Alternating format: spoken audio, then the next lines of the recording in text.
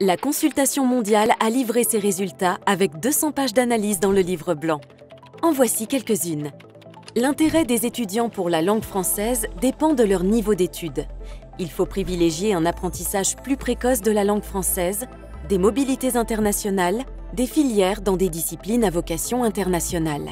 Pour les questions de société, les établissements de demain devront mettre l'accent sur la responsabilité sociale, le développement durable et la citoyenneté dans les pays développés, sur l'autonomie, le renforcement des compétences et la performance dans les pays émergents. La gouvernance des établissements est un axe prioritaire, en particulier pour les établissements et les pays moins développés. Pour les étudiants, la qualité de l'encadrement et l'accès aux ressources pédagogiques et documentaires sont clés. Les établissements les moins développés se donnent pour priorité la formation des enseignants.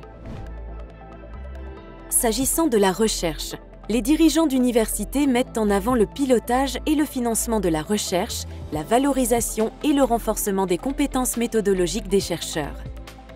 Les responsables universitaires souhaitent renforcer les mobilités doctorales et postdoctorales et la recherche en réseau.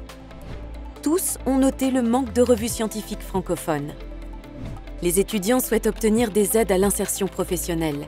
Ils veulent acquérir des compétences transversales et relationnelles, en particulier dans le numérique.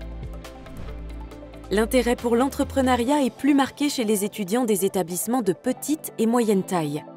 Ils souhaitent des structures dédiées, des formations en compétences transversales, de l'accompagnement pour l'engagement, le leadership et la communication.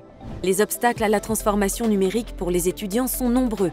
Coûts, difficultés d'accès à Internet, fragilisation du lien social avec le travail à distance, formation des enseignants au numérique éducatif. Pour les dirigeants, l'internationalisation est une stratégie de gouvernance et selon les responsables universitaires, c'est une opportunité pour la recherche. Les étudiants sont attachés à la mobilité internationale, mais aussi à leur ancrage local. Ces quelques résultats ne donnent qu'un aperçu du livre blanc. Bonne lecture!